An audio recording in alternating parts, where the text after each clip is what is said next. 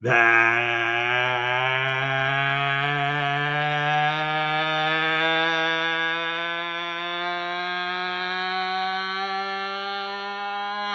right.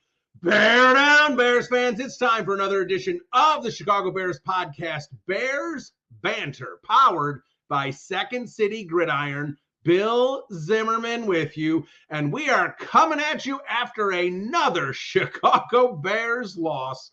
It's Groundhog Day. We'll get into it. We got some positives to talk about, and we're going to talk about this game, but we're going to talk a lot about Thanksgiving with the Detroit Lions, what's going on with the Lions, talk Bears, talk Caleb Williams, talk Matt Eberflus with Patrick Meagher from VSiN. He's going to be by here in just about 15, 20 minutes. Always a good conversation with Patrick. We always have him on Thanksgiving week when the Bears play the Lions, which seems like it happens almost every year. Looking forward to a conversation with Patrick. Known him a very long time.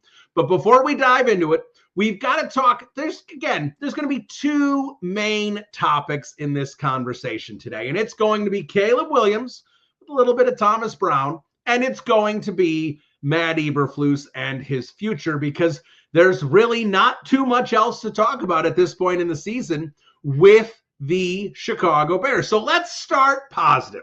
I really wanted to start positive last week since Caleb Williams looked better against the Packers, but there was just too much Matt Eberflus to discuss. But this week we can get away with it. So let's talk about Caleb Williams, and let's actually forget about the dumpster fire that's currently floating down the river right now. And let's actually take a step back. And I tweeted this out late last night because it's how I felt. You know, after you get over the frustration and everything of that game, you sit there and realize just how good Caleb Williams is and how good he's going to be here as the quarterback of the Chicago Bears. And it is exciting. The bottom line here is the Chicago Bears are about to figure out the quarterback position for the next decade, 15, maybe 2 decades, if Caleb actually plays as long as he says he wants to play. When you take a step back and think about that, the Bears may have a great quarterback for years and years, you can actually be excited. It's allowed. You don't have to be pissed at the record. You don't have to be pissed at Matt Eberflus. You can actually take a step back, because what we saw out of Caleb Williams was chef's kiss, fantastic. Not just that it's the second week in a row that he operated quickly, but the things you can take out of that game. First of all, and I put them out on my timeline, PFF tweeted them, his numbers against the blitz are absolutely fantastic. So I will actually look these up. You know, I don't usually just put numbers out there on the podcast, but these numbers are so good, they're worth mentioning. His numbers against the blitz in the last 2 games. Now, this is including the Vikings, the Brian Flores blitzing scheme that wreaks havoc on rookie quarterbacks. He has an 86.2 adjusted completion rate, 276 passing yards, 4 big-time throws, and 0 turnover-worthy plays. That's Caleb Williams against the blitz. What is so exciting about Caleb Williams against the blitz is this. You can't blitz great quarterbacks because they will hurt you. When you send extra pressure and have less coverage out there, great quarterbacks hurt you. And Caleb Williams is now showing the foundation of the ability to do that. Caleb Williams is operating so much better on time with Thomas Brown the last 2 weeks. It's fabulous. What was going on those last couple weeks? Because he was operating fairly quickly pre-bye, not as fast as he needed to. Like the Texans game was a disaster. But that Carolina and the Jacksonville game, he was mostly getting it out quickly. Not as quickly as he has with Thomas Brown here. And what he's done with Thomas Brown is he is operating quickly and getting it out. But when that's not there and that's not available, what he's doing, like when Thomas Brown says, go be Superman, when he goes out there and does his Superman stuff, we're seeing it now. The throw to DeAndre Swift, the rollout jump throw, lead DeAndre Swift over the shoulder throw. I can't even wrap my head around that. Like, That's one of the best throws of the season, not Caleb Williams' season, the NFL season. That is a very hard throw to make. And Caleb made it. Him, threading needles like he did. The throw to Keenan Allen, where Keenan Allen got like a millimeter of his foot out of bounds, which I do think was the right call. That was a fabulous throw from Caleb Williams. And the fact that he was able to drive them down, score the touchdown, get the 2-point conversion. Obviously, the onside kick wasn't Caleb Williams, but makes the throw to DJ Moore. Knows that he can use the middle of the field. The Vikings clearly are focused on trying to take away mostly the sidelines. Knows he has enough time that if he gets enough yards, he can use the middle of the field. Hits DJ Moore. Brilliant play, brilliant throw. Spikes the ball, gets the field goal. Bears go to overtime. What he did was fabulous. Now, again, rookie mistake.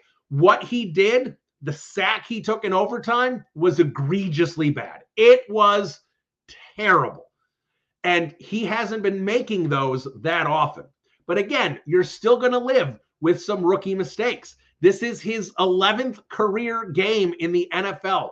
And he throws for 340 yards. He throws, 375 all-purpose yards. Are you kidding me?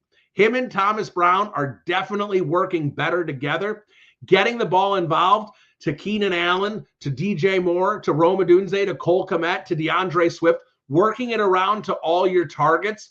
He was fabulous.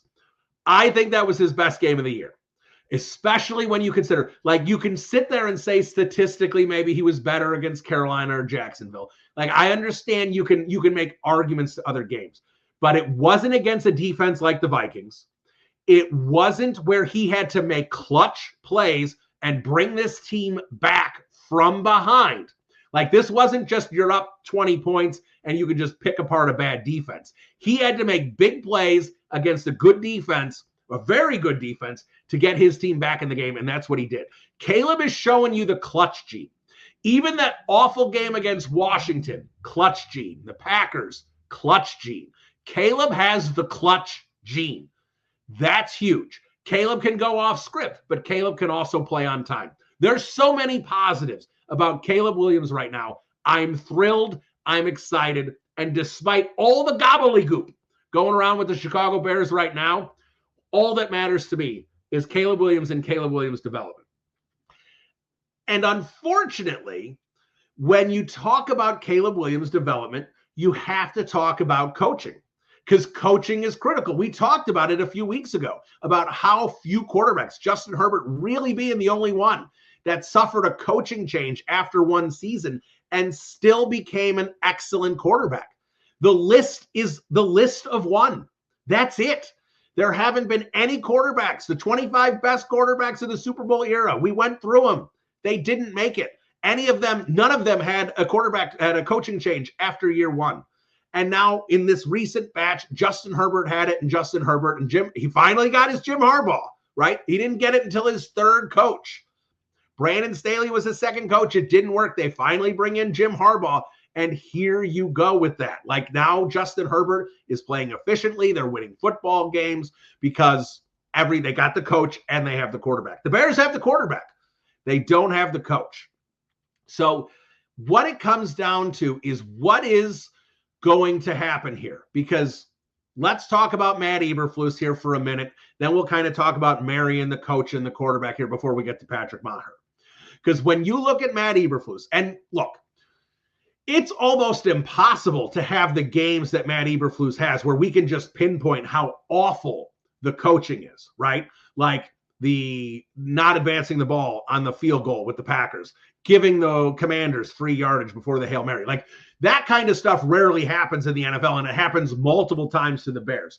That should be enough of an explanation as to why Matt Eberflus shouldn't be the coach. But when you look at a game like this game basically shows why Kevin O'Connell always wins. You know, he's got the best record in the NFL in one-score games, and Matt Eberflus has the worst record in one-score games. And a lot of it here is attention to detail.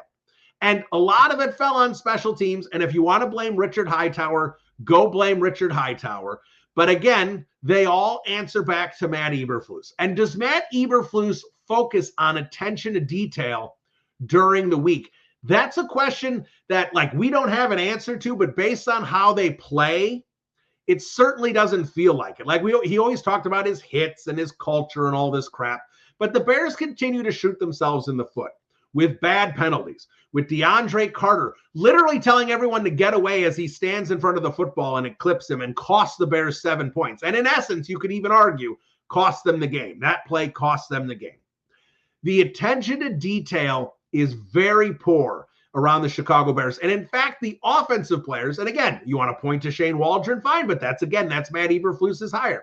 That Shane Waldron did not have very good attention to detail. And that was one of the things that changed when Thomas Brown took over, is that the accountability and the attention to detail increased. And you've actually seen wide receivers, for the most part, been able to do many different things in terms of blocking and doing more aggressive things that they weren't necessarily doing before. Now, DJ Moore had a couple weak reps in terms of when he was supposed to block, but overall, the accountability has been much, much better.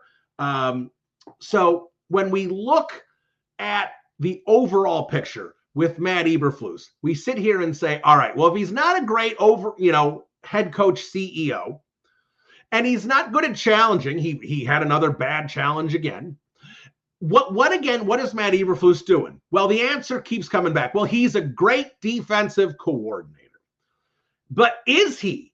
What's going on with this defense? Because since the bye, this defense has been very mediocre. This defense, by just about every metric in the league, is below average.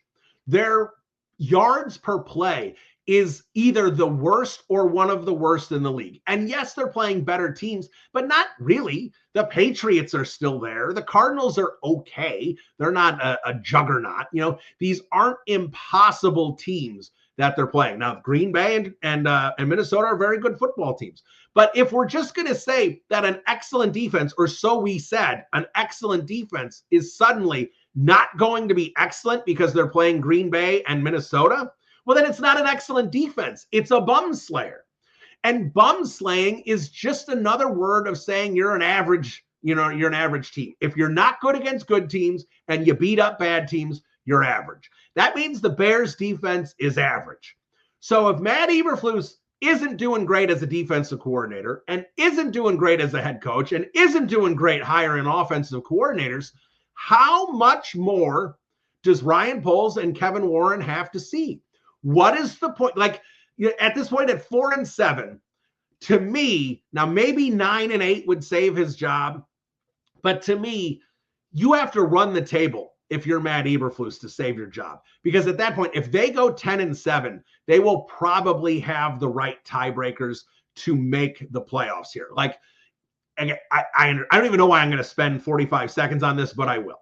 You've got basically one team's coming out of the West, one team's coming out of the South. Then you have the Eagles, the Commanders, and if the Bears went 10-7, those four teams in the North. So that is one too many teams. So either the Eagles, the Commanders, or one of the teams in the NFC North would sit home. And the Bears still might sit home at 10-7. But at that point, they'd be 4-2 against the division. They'd be 2-0 against Detroit. They'd be 1-1 against Green Bay, but they'd have the tiebreaker against Green Bay. I believe because of common opponents, I was looking at it yesterday, I think they would have the tiebreaker against the Minnesota Vikings. So all they would need is one of those teams to fall to 10-7, and then the Chicago Bears would be able to beat them on the tiebreaker, which when you sit there and say, well, they're very far ahead of them at this point, and they are. But at that point, the Bears would be giving those teams losses. So when you look at it in that capacity, the Bears could probably make the playoffs if they run the table. Now, of course, they're not running the table. There's 45 seconds gone. We said it. It's over. 9-8, if they somehow did that, I think that might do it, because what did you do to get to 9-8? You beat Detroit at least once. If you didn't beat the Packers, that means you swept the Lions. You beat the Vikings. You beat the 49ers. You beat a lot of good football teams. I know the 49ers aren't playing well right now with all their injuries, but you beat a lot of good football teams if you finish 9-8. That could save Matt Eberflus. But if you're at 8-9, if you're at 7-10, And here's the thing, like, what can you look at if you're Ryan Poles and saw that the quarterback play improved, right? Caleb Williams compared to Justin Fields, and we're not getting into Justin Fields bashing, but Caleb Williams, I think we can all say, is it going to be a better quarterback this year than Justin Fields was last year? It's really not that hard to make that jump. He's going to have more yards. He's going to have a better, yards per attempt, depending on what happens down the stretch. Touchdown passes, he's probably going to be ahead of Justin Fields there. He's going to throw less interceptions. Yeah, he won't have the same rushing yardage, but he still will have success rushing the football. Quarterback play improved, but nothing else did. So if it was, well, we just need to get Matt Eberflus a good quarterback, and they did, and he outperformed the previous quarterback, why didn't we improve Matt Eberflus? And that's what it comes down to. So what is the point of keeping Matt Eberflus around? Now, it's a short week. I would have loved to have seen them just say, screw it, and let Matt Eberflus go today. Obviously, they didn't do that. Short week against the Lions. Now, it makes a lot of sense if you're going to fire Matt Eberflus early, if they lose to the Lions. I don't care if it's by 3 points or 30 points. If they lose to the Lions on Thanksgiving, it makes a lot of sense to do it that Friday. And then you instill the interim head coach, and you go from there. Now, I think most likely if they did let Matt Eberflus go early, and we'll get into the fact that they probably won't, but if they did let Matt Eberflus go early, I think they'd probably give like Richard Hightower the head coach, the interim head coach spot. Probably something like that. But if I'm being honest, and I think a lot of people disagree with this opinion. I heard Cap and Jay Hood even talking about it this morning, that it's a stupid idea. I do not think it's a stupid idea. If you know you're moving on from Matt Eberflus, and then you're going to start compiling a pool of candidates that you want to interview, is Thomas Brown one of those candidates? And if the answer is yes, then you have an opportunity to give Thomas Brown a chance to be this team's interim head coach for a month and give him a tryout to see how he does. Now, I understand that, then he wouldn't be able to be as much focused on Caleb Williams, and you'd have an impact there. And I understand that. But we're also talking about, we're seeing Caleb Williams take the proper steps, the right steps. He's going in the right direction. So if we're seeing that with Thomas Brown, I think it makes sense to give Thomas Brown a chance. Because let's be honest here. If you put Richard Hightower in as the interim, and then you decide to hire Thomas Brown as your head coach in January, and you missed an opportunity for him to be the head coach in December, and he ends up being a bad head coach because he wasn't ready, you had an opportunity to find out if he was ready. And that makes too much sense to me to do it. And I understand it might be a little bit at the detriment of the quarterback. And you know I'm all about Caleb Williams. But I'm all about Caleb Williams in the big picture of making sure he has the right coach.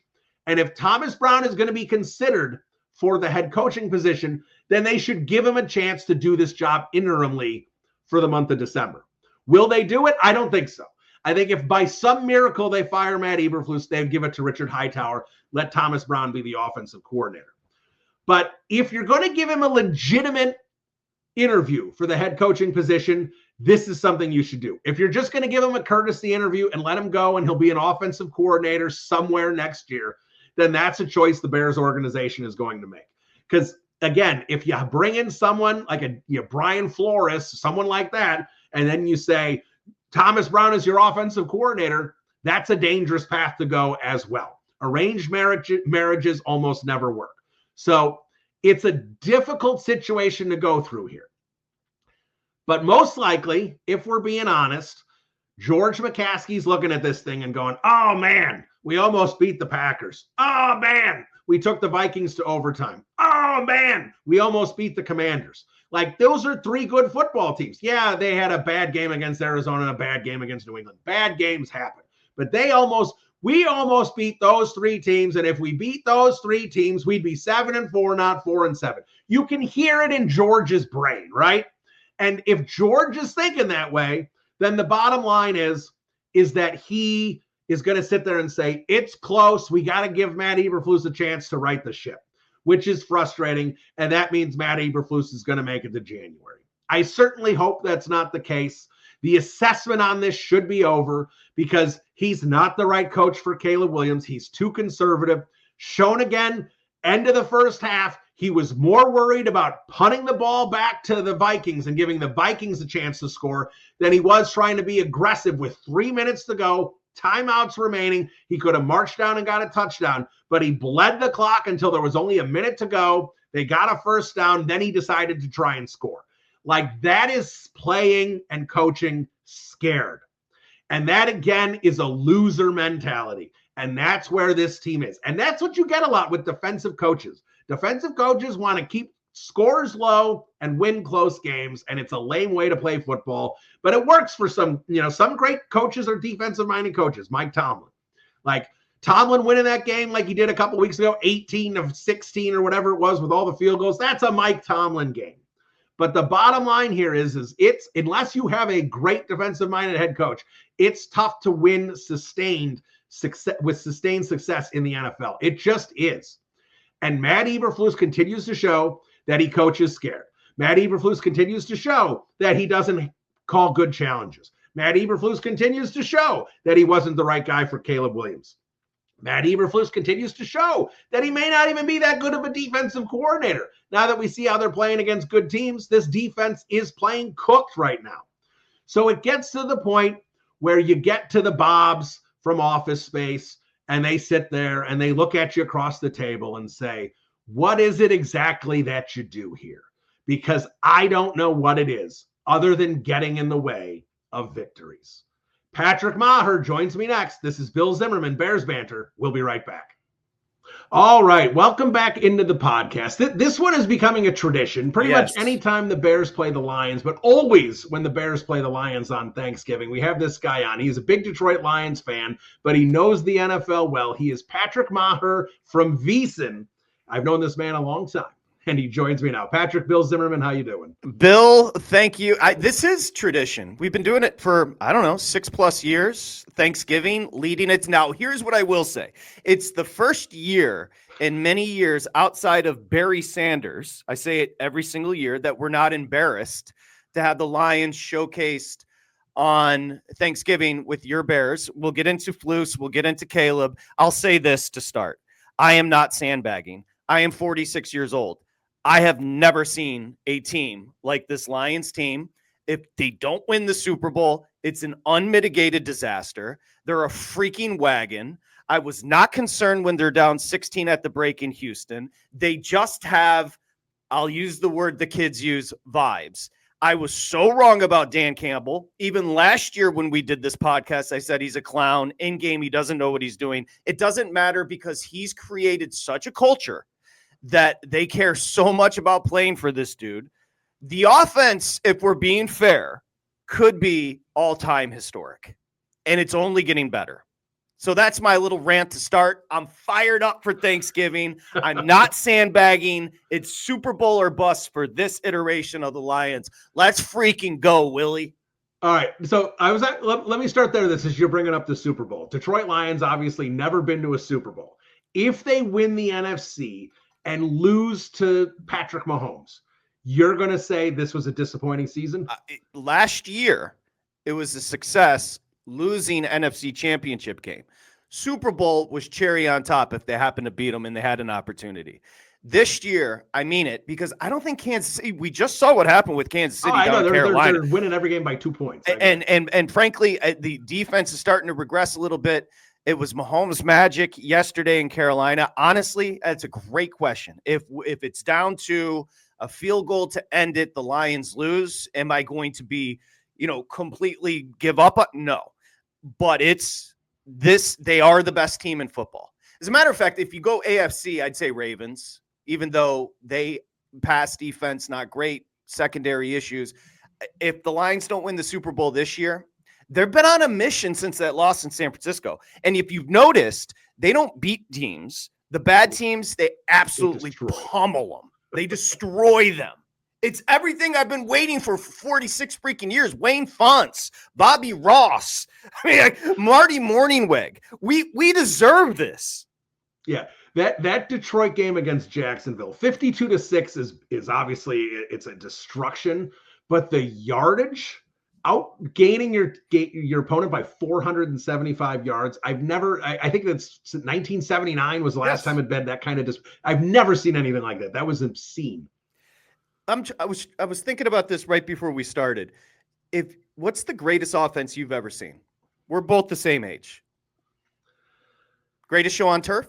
I would think greatest show on turf, probably. There's maybe a 49ers team in there from the late 80s, but Fair. It's probably greatest show on turf. Bill, it's with Jared Goff, and your next head coach, Ben Johnson. There's two things.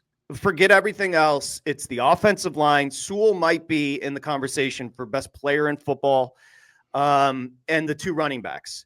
You know one of them, right? David Montgomery. Yeah, Ryan Poles just decided he didn't want him. He's good. In fact, he's stellar. It's the offensive line, the run game. Goff coming off the run opens everything up. They're only going to get better. I don't know how you stop them.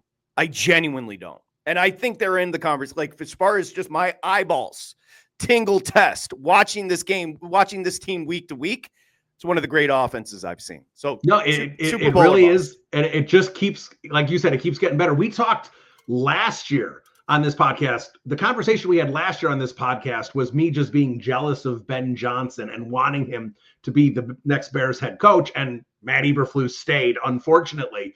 And now I sit here a year later and have the exact same conversation that all I want is Ben Johnson to be the Bears' next head coach.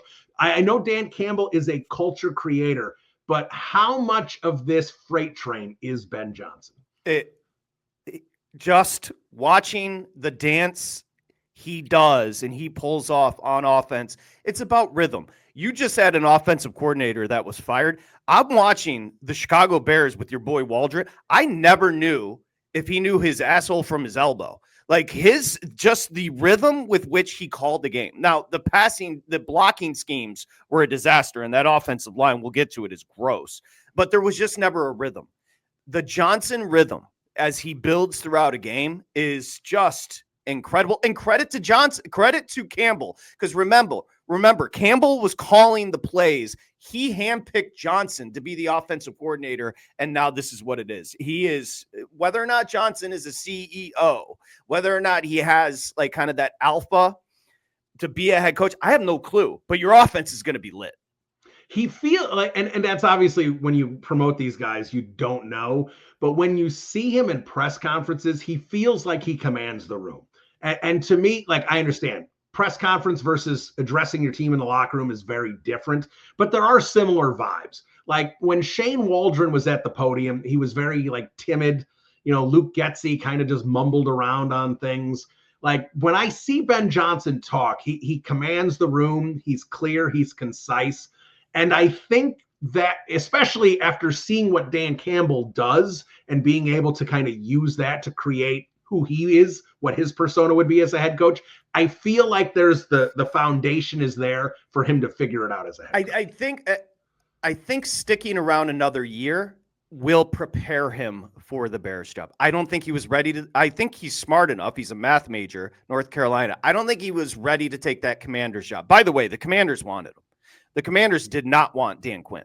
They wanted Ben Johnson. They were rebuffed. He stuck around. I think another year helps him. He's still young. I think he's going to be tremendous. It'll be fascinating to see how the Bears handle this. And if you want to go there, we can go there.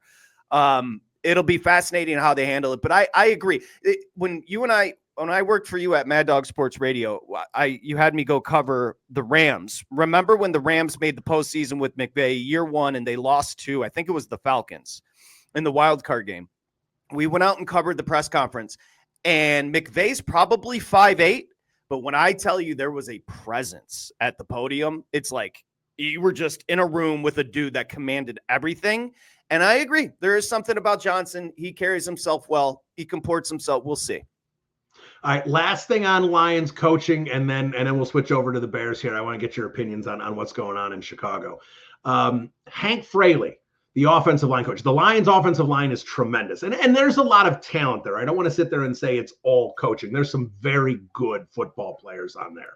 But Hank Fraley, to me, does a fantastic job. And I bring this up because Chris Morgan is the Bears offensive line coach. They brought in an entire new offensive staff, but Matt Eberflus was like, you have to keep Chris Morgan. He's not getting fired. And no one really understood why based on last year's offensive line performance. And this year it's regressed even more. So not something, where I sit here and go, Chris Morgan was the right idea. But I do think Hank Fraley probably has the right idea. Now, you obviously follow this team closer than me. You can't just bring Hank Fraley over from the Lions as an offensive line coach. You got to promote him. I don't know if run game coordinator would be enough. Do you think Fraley's the type of guy you could make him an offensive coordinator, give him the run game coordinator job where he's still kind of running the offensive line? Because obviously Ben Johnson's going to be calling the play. Yeah, puppet OC. He's going to get a big salary. Johnson's going to bring him if Campbell lets him go. Ragnow's the best center in football. Sewell's in the conversation for best tackle in football, but it's more of a cohesive unit. Again, I bring back Waldron. The protection schemes, just the way this offensive line sets up both run protection and pass protection, he is going to be an OC. Now, whether or not he can call plays, I have no clue, but he's going to get promoted. So yes. All right. So let me ask you this. Let's talk some Bears with you. Let me ask you this. Going into the season, like try and erase everything you've seen in the last 2.5 months. What was your thought on the Bears? Because people in Chicago were very high. I was high on them. I had them going 10-7 this year and squeaking into the playoffs. Obviously, that's not going to happen. I had my assessment wrong. So as a guy who knows the league well, where were you with the Bears? 8. I had under 8.5. So I'll did start take there. The under. Yeah. Okay. I had under 8.5. Just as far as my projections, and a lot of it has to do with right now you've got a 10-1 Lions team. You've got O'Connell winning on the margins constantly with the Vikings. They're 9-2. And LaFleur's got a legit team, even though Love wants to throw picks all over the place. What are they, 7-3? The reason I had the Bears, I think the Bears are better than their record, and the listeners of your podcast know that better than anybody. But that's a brutal division. I thought they were a little young. And frankly, I'll just put it out there. Your buddy Ryan Poles, who has plenty of time to hop on part of my take, is playing Madden. Like the idea that he thought that offensive line with the age and just the names, he thought that that's what you're going to put in front of an improvising type of quarterback in Caleb Williams is hilarious. And by the way, who was Flus talking to and who was Poles talking to about Waldron? Because we already saw what all the Seattle players said about him. There was nothing special about that dude, and they bring him in with an offensive front that wasn't prepared. I had him under 8.5. That's my answer. And here's the thing, and I agree with you about the Waldron thing. I did think, now clearly Thomas Brown would have been better. Clearly Liam Cohen would have been better. There were clearly options that they actually, Cliff Kingsbury even, guys they interviewed who are having far more success than clearly Shane Waldron did, who couldn't even last half a season basically. But the issue to me was you're bringing in an offensive coordinator, and yes, Caleb Williams is going to be a big draw. But you're bringing in an offensive coordinator with a coach who's had two seasons of a losing record. There's some instability there. You don't exactly know what's going on. And I think the problem is, and we all talked about it on podcasts and in the Chicago media, when you're trying to recalibrate a coaching staff after 2 seasons, like I do wonder, are you going to be able to get, now clearly you could have gotten Thomas Brown. He ended up on the staff anyway. But are these guys going to line up and take these jobs where they're not sure if they're going to be there more than a year? Well, let's back up, and I'll ask you from a Bears perspective. Was there any doubt Flus was coming back? And if there was a question after last year, and of course they played well towards the end of the year, and he seemed to have like kind of a different swag about him as the year progressed, was there a doubt that Eberflus was coming back? And if not, did Poles have another option? Well, and that's the thing is, and it's very unclear because Brad Biggs, Chicago Tribune, he's a great Bears reporter. He's plugged in. He had reported for the last couple of years that Flus had a 4-year deal. And we brought it up before. Mark Trestman is literally the only coach in 105 years of Bears football that got fired with 2 years remaining on his contract. Everyone else was either a lame duck or a one year remaining. So when you have to play that in the car, you don't want to. The Bears are worth $5 billion, but it comes into play when clearly it has always come into play. So when we're looking at this and saying, well, Matt Eberflus only had a 4-year deal, so was it on the table? Possibly. But then when you look at it now, Brad Biggs is reporting that it's actually a 5-year deal. Would George McCaskey have given Ryan Poles a green light to fire Matt Eberflus with 3 years remaining on his contract? I'm skeptical. That being said, I do think Ryan Poles really thought Matt Eberflus was the right guy, which is a problem because he clearly isn't. Is that so? Now to Poles. Where's his contract? What's his future? I'm not sure exactly what his status is. He does seem to have a good relationship with Kevin Warren, the new president.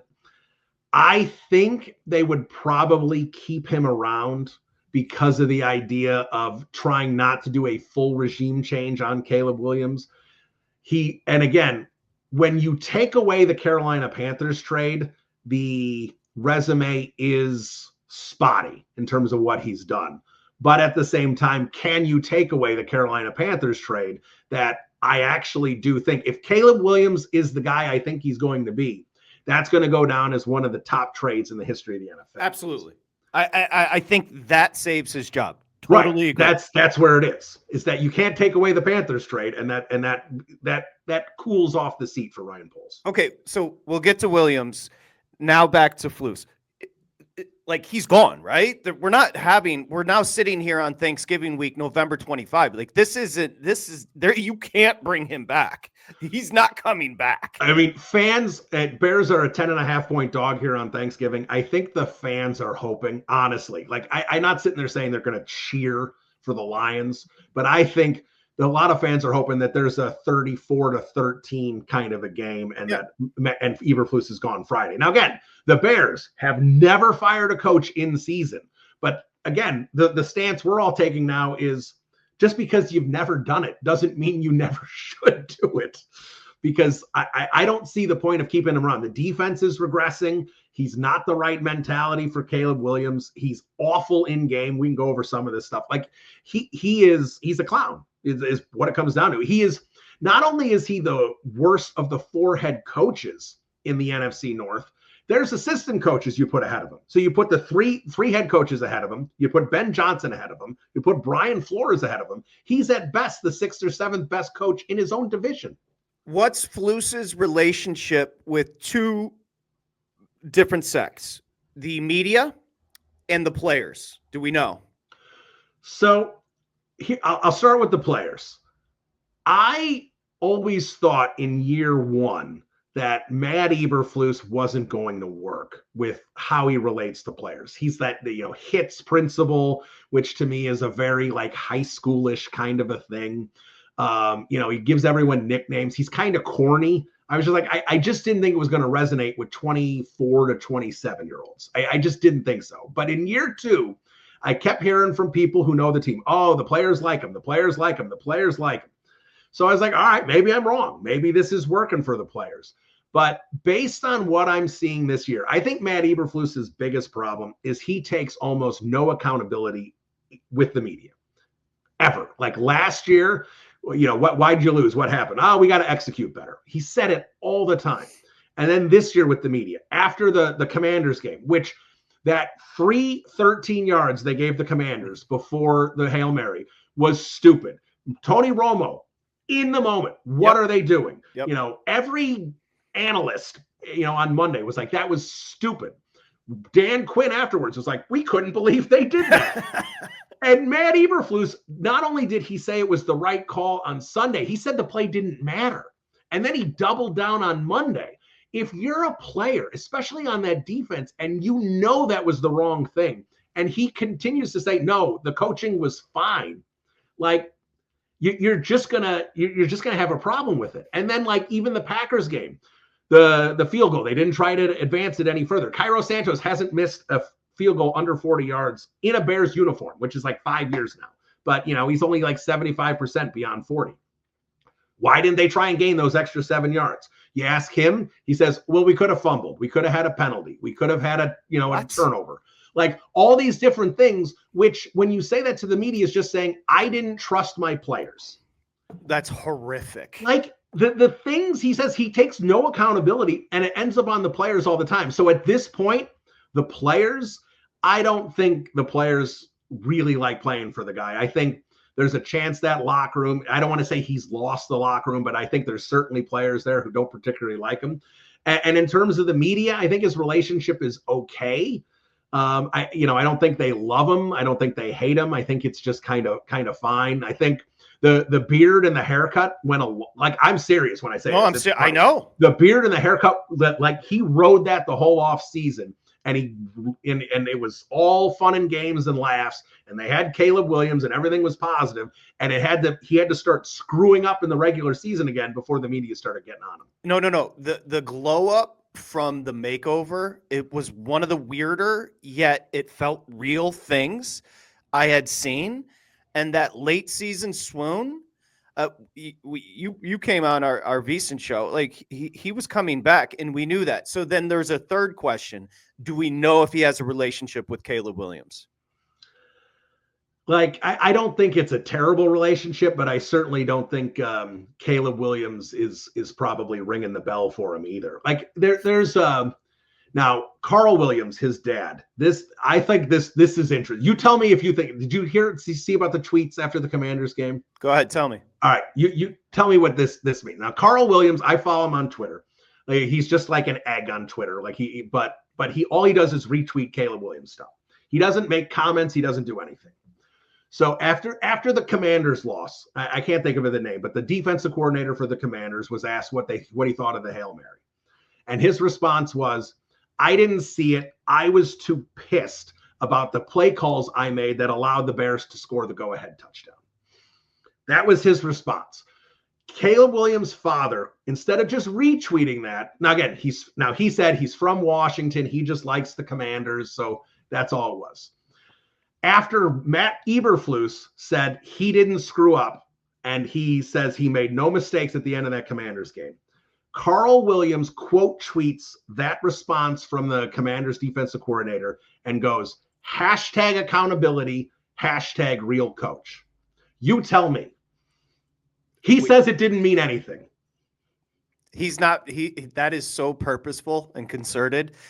He has a relationship with his son. That's damning. Right? Beyond damning.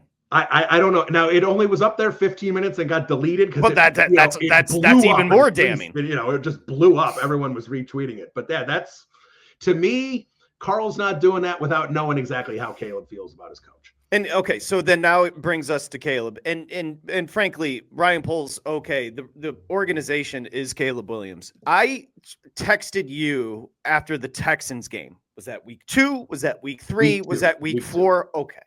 And I literally texted you. I was like, anybody that's judging or making an assessment of Caleb Williams is drunk. Because, yes, does he hold on to the football too long? We knew that coming out of USC.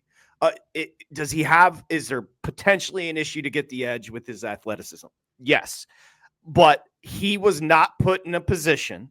The Chicago Bears wide receivers lead the league in not getting separation. The protection schemes, I was just like, go ahead, crown Jaden Daniels. At this point, crown Bo Nix. But we can't judge Williams at this point. You can have a conversation, but all of a sudden have an edict on Williams, I thought it was unfair. Is that fair? No, I think that's fair, especially Waldron's plan seemed to be basically kind of like Peyton Manning 1998, just threw him the keys and said, figure it out. And the first week against the Titans, he was, awful. He was totally overwhelmed. Then the week 2 against the Texans, he sacked 7-8 times, whatever it is. He couldn't even look down the field. It was, but then you saw the Colts. He started showing a little bit, and then he got into that groove. He was efficient against the Rams, the Jaguars, and the Panthers game. He looks really good.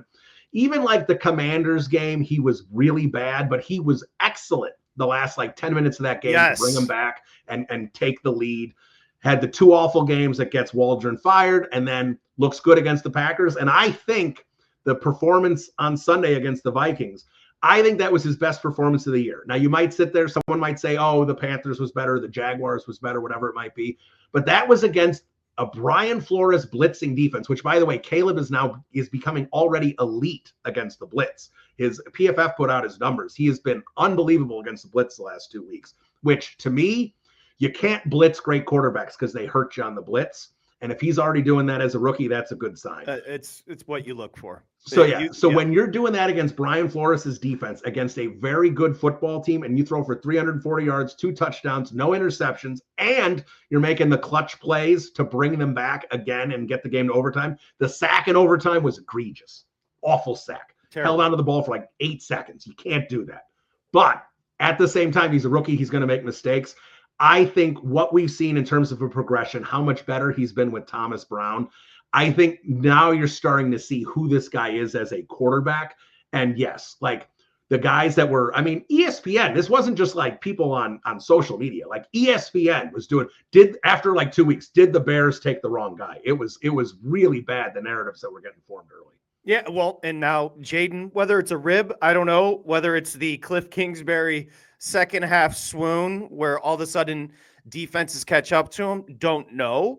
But Jaden has regressed. The betting market says Nick's potentially offensive rookie of the year. I thought what you said, now Carolina, he played well. Jacksonville, he played well. I thought the fourth quarter against Washington, I'm like, I've seen enough. This kid's awesome.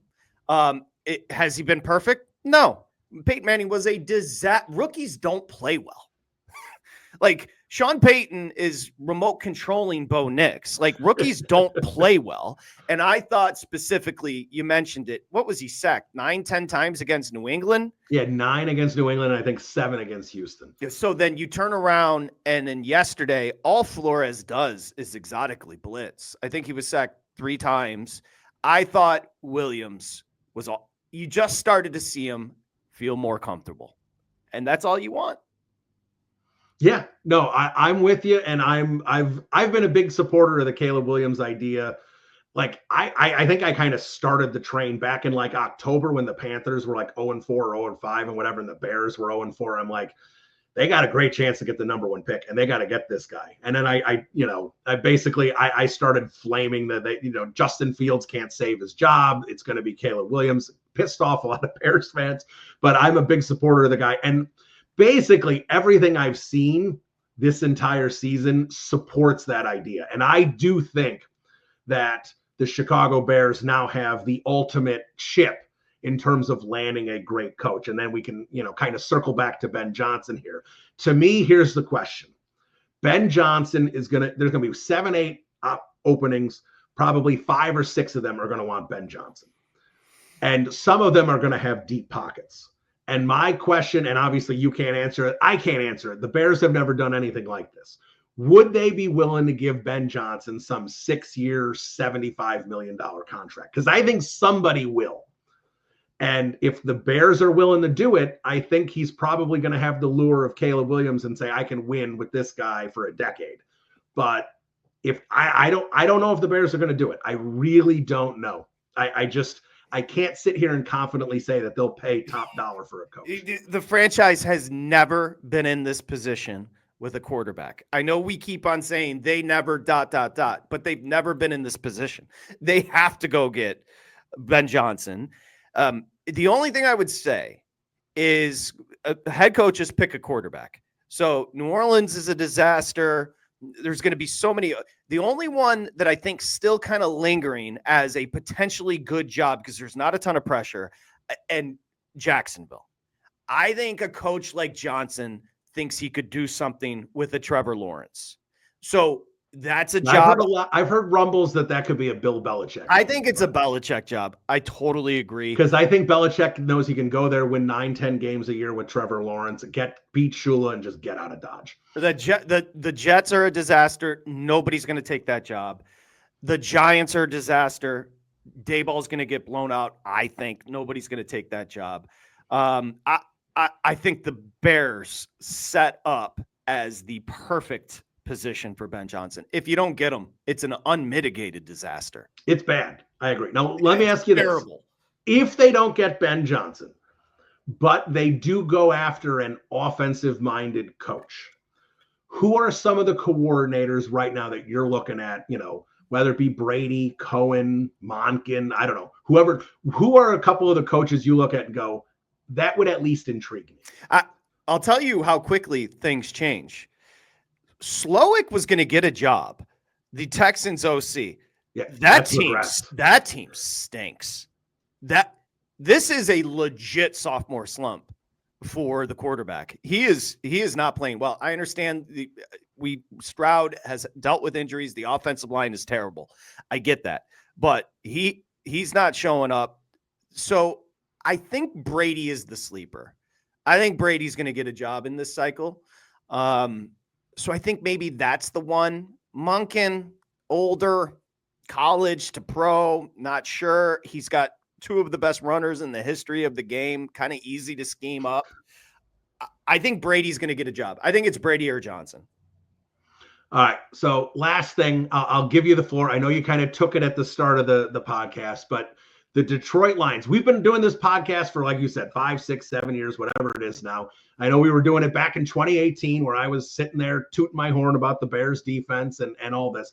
And I think both of us over the years have assumed both teams have been in the gutter. And I think both of us assumed that the Bears were going to figure it out before the Lions. So as a Lions fan that has suffered your entire life, what is the feeling in the moment? Because this isn't like fluky to me. This feels like, again, I don't know how much when Ben Johnson leaves, that's going to hurt Jared Goff in the offense. Obviously, it's going to take a hit. But this feels sustainable to me for Detroit for the first time ever. Like the Bears, when they got, when they had good seasons, they lasted a season or two and regressed. To me, it feels like what Dan Campbell's has built, this is more sustainable in Detroit. How does it feel as a fan? I'll say this, and you just said the name. It's Ben Johnson. This window matters because we don't know what the offense will look like next year. I think it's fair to say this year, look, and again, I'm not sandbagging. They should win a Super Bowl. I didn't go into Indianapolis yesterday thinking they were going to lose that football game. They just imposed themselves. Secondary had always been an issue. The secondary is great. Hutchinson goes down. They still get pressures.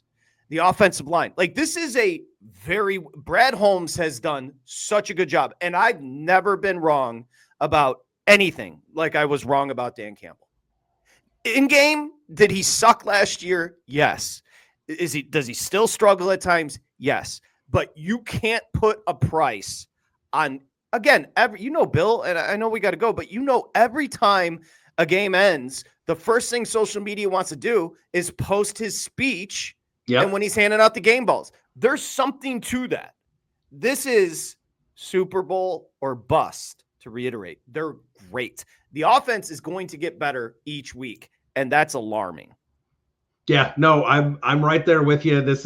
I'd be shocked if they didn't win the NFC. I think Philly maybe could push them a little bit if they play their best game, but I think it is almost a virtual lock there. The 49ers are a disaster.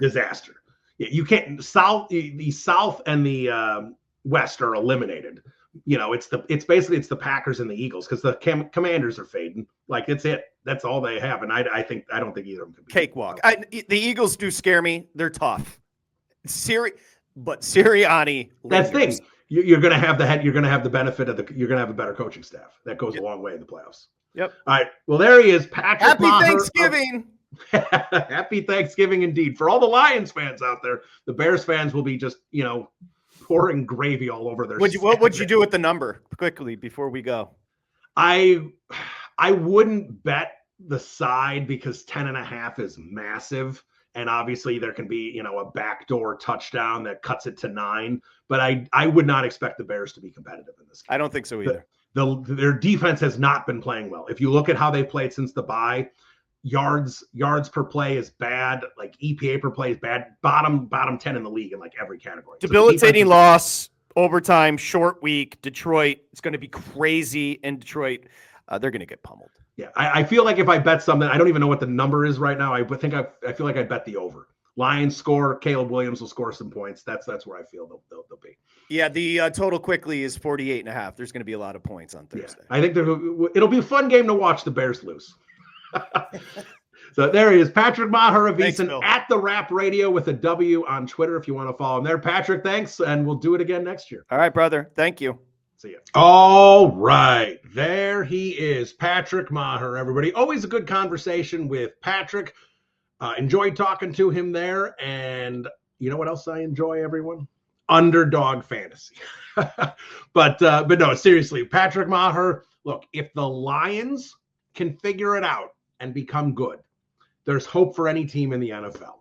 But like I said, Underdog Fantasy is the place to play if you're a sports fan looking to win money while watching sports. With over 5 million happy players and $2 billion won, Underdog makes it fun and easy to cash in on all your favorite athletes' performances. Compete against other players just by selecting higher or lower or two or more players stats, and you can win up to 1,000 times your money. So turn every touchdown into a win with Underdog Fantasy. You know, some of the games you can play, vulture protection. If you select a designated running back to score a touchdown in your pick'em entry and they get vultured, we will rescue your entry. How about that from Underdog? Red Zone Rush, fun game. You won't find it anywhere else. Just pick whether or not a player will score a TD by swiping right for yes or left for no. Simple as that. Your entry will be automatically boosted and you'll get a 51% profit when you play. Underdog is available in 33 states, including California, Texas, and Georgia. Now, if you use the Second City Gridiron promo, you will get $1,000 in bonus cash instantly. That's City, C-I-T-Y. So if you use that code, again, City, download the Underdog Fantasy app, City, C-I-T-Y, put that as your code, $1,000 in bonus cash instantly. I can't talk today. So there you go. Underdog Fantasy. I love it. I play it all the time. I love the Red Zone Rush. I've been getting into that one lately. That's fun and easy to play. Easy way to make some money and have some fun. So make sure you check out Underdog Fantasy. Download the app today. Now, you must be 18 or over, 19 or over in Alabama and Nebraska, 19 or over in Colorado for some of the games, and 21 and over in Massachusetts and Arizona. You have to be present in a state where Underdog Fantasy operates. Terms apply. Void in Colorado. Concerned with your play? Call 1-800-GAMBLER or visit www.ncpgambling.org. Arizona, that's 1-800-NEXT-STEP, 1-800-639-8783. You can text NEXT STEP to 53342. And in New York, it's the 24/7 Hope line at 877-8-HOPE-NY or text HOPE-NY. That's 467-369. So Underdog Fantasy, very happy to have them a part of our program and, of course, a part of the Second City Gridiron family. All right, let's get to the mailbag. Got plenty of questions to get to. We will go through them rapid fire like we usually do. And let's kick it off with Bear Down. Is Caleb Williams too big to fail? Thomas Brown isn't running a new offense, but Caleb has suddenly become extremely confident. Does it alleviate your concerns of getting a new OC next year? Look, there are definitely concerns about ripping up an offense and starting a new offense. Like, it's not just, running a different offense. It's new terminology. It's a new playbook. It's a new style. There's 8,000 different things. New coach may want to, whatever, might do things that make Caleb uncomfortable. He's going to have to get reacclimated to those things. So there's plenty that's going on here that could be an issue. But yes, I do agree. Caleb Williams seems excellent. Thomas Brown, he's definitely tweaked some things. I don't know if he's put in new plays or if he's just calling some of the, NFL playbooks are enormous. You have an obscene amount of different plays you can utilize. So what is he utilizing? And the thing that clearly Thomas Brown is focusing on is timing and playing on time. Something that seemed to be happening in early October, and they definitely drifted away from it after the bye. I'm not sure reason. it's so difficult to understand what was going on in that Arizona New England game and the Washington game to a certain extent as well. Like, you can't watch that offense operate pre-bye and then watch that offense post-bye and try and understand what in the world Shane Waldron was doing, what he was calling. Absolute confusion. I don't understand. So yes, it alleviates some of the concern that I have about it. But again, I've always been very confident in Caleb Williams. I guess, bear down, what I would say is my concern isn't that this regime change, coaching change, whatever, would make Caleb Williams fail. It may limit his ceiling. Like, when I say this is, and again, I go back to October, right? This is 13 months of me yelling into a microphone that Caleb Williams would be a huge answer for the Chicago Bears in terms of all the questions they've had. When I look at Caleb Williams, it's not that I worry about him becoming a bust. I think his ceiling is a Hall of Fame caliber quarterback.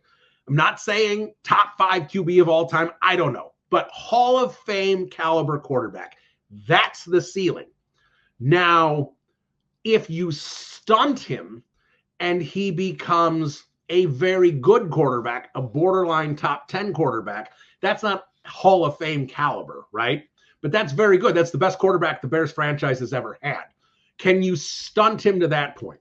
I want Caleb Williams to become what he can become, and I think that is a all-time great quarterback, and I don't want the Bears to stand in the way of that. All right.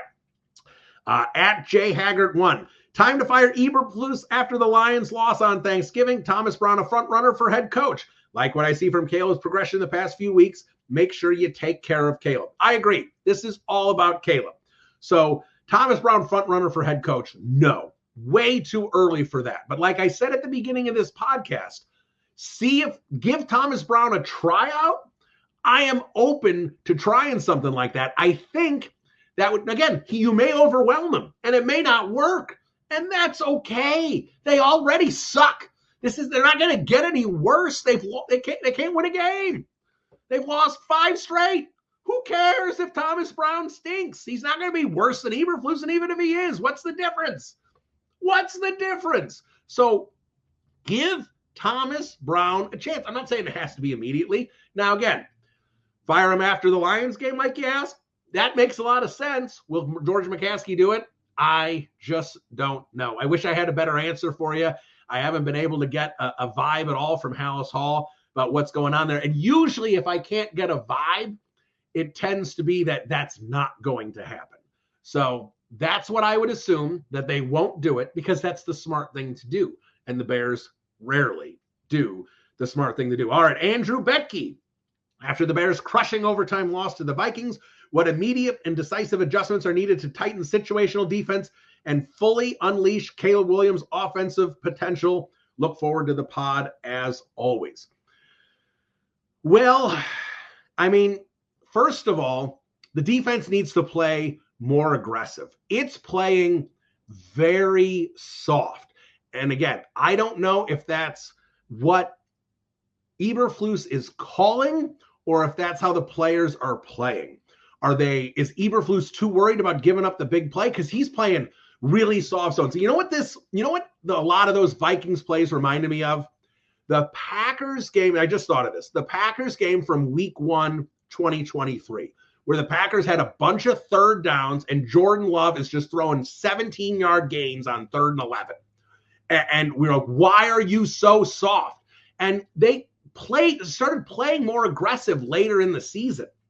And I don't know if it's because the pass rush isn't there without Andrew Billings, that they feel they need to bend more instead of playing more aggressive and trying to get stops. I don't know what the mindset is, but like Tyreek Stevenson, like either go with him or don't. And if you go with him, get him up on the line of scrimmage and have him slap the wide receivers around, because that's what he does.